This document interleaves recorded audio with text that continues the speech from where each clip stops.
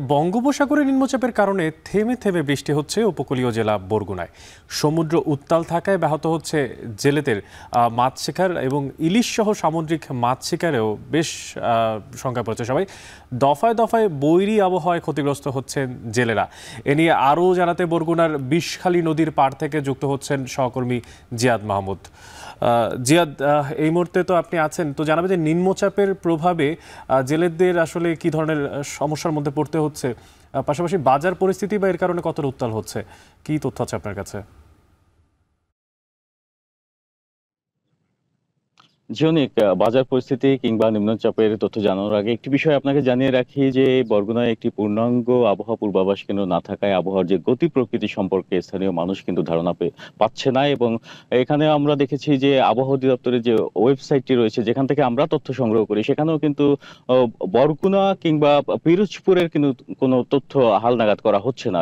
একটি আবহাওয়া পূর্বাভাস কেন্দ্র না থাকার কারণে যে রাডার স্টেশনের তথ্য সেটি কিন্তু পাচ্ছে না বরগুনা সাধারণ মানুষ।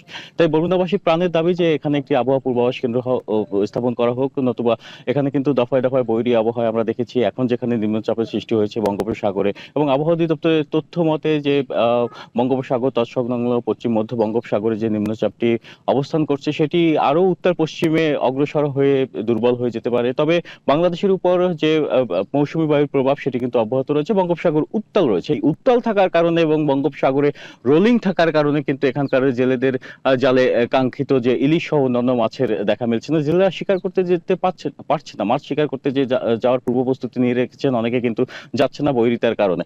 এর ফলে কিন্তু এখানকার যে জেলেদের জালে কিংবা স্থানীয় বাজার সমূহে, যেটি আপনি বললেন, সেখানে কিন্তু কাঙ্ক্ষিত ইলিশ সহ অন্যান্য যে সামুদ্রিক মাছের দেখা মিলছে না এবং দামও কিন্তু চড়া রয়েছে। আপনাকে পাথরঘাটা মৎস্য অবদান কেন্দ্রে একটি তথ্য জানিয়ে রাখি।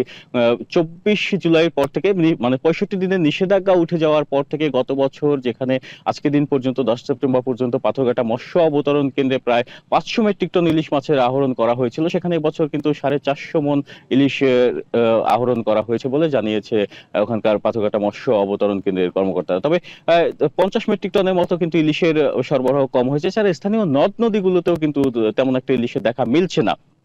এর ফলে কিন্তু জেলেরা মারাত্মকভাবে ক্ষতিগ্রস্ত হচ্ছেন, কারণ তারা ধার দেনা ব্যাংকের ঋণে কিন্তু আটকে যাচ্ছেন এবং সেটি কিন্তু তারা পরিশোধ করতে পারছেন না। আর যেটি বলছিলাম যে বাজারগুলোতে ইলিশের প্রতি কেজি প্রায় 1450 থেকে 1500-1600 টাকা দরে পাইকারি বাজারগুলোতে বিক্রি করা হচ্ছে। দাম দেখা যায় যে তুলনামূলক বাড়তিই রয়েছে। এই ছিল বরগুনা থেকে যে এখানকার ইলিশ সরবরাহ এবং দাম দর নিয়ে সবশেষ তথ্য।